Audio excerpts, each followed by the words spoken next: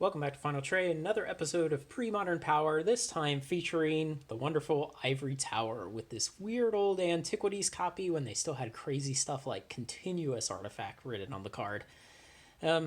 This is such an interesting card. It's only been printed again one time since 4th edition. So it was in Antiquities, and then 4th edition, it was in Anthologies and a couple of foreign black border sets. And then they printed it in a From the Vault at some point. And so it's really interesting that WotC has never gone back and given this card more life. And I think that says a lot to how interesting of a card it is. I don't think it's particularly broken. It's not that overpowered.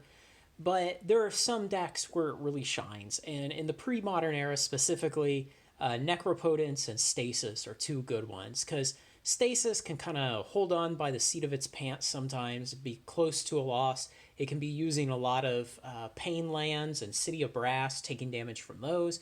And it'll always be building up cards in its hand. And so this works really well in that deck and gives you a lot more time against fast aggro decks to get up your Stasis lock.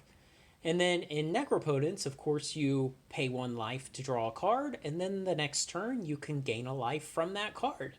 And so it really nullifies the downside of Necropotence itself.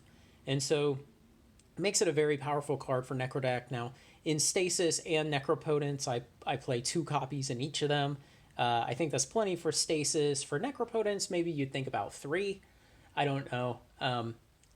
I'm doing well with 2, so I probably wouldn't change that. But I think it's really interesting to see that WotC has never reprinted this card after 4th edition, and it is not reserved list. I mean, there are plenty of versions of it out there from the early days of Magic, but it's just very interesting they never reprinted it. But very powerful card in its time, and I would wonder how it would have done in the intermediate up into today in the modern format, you might say.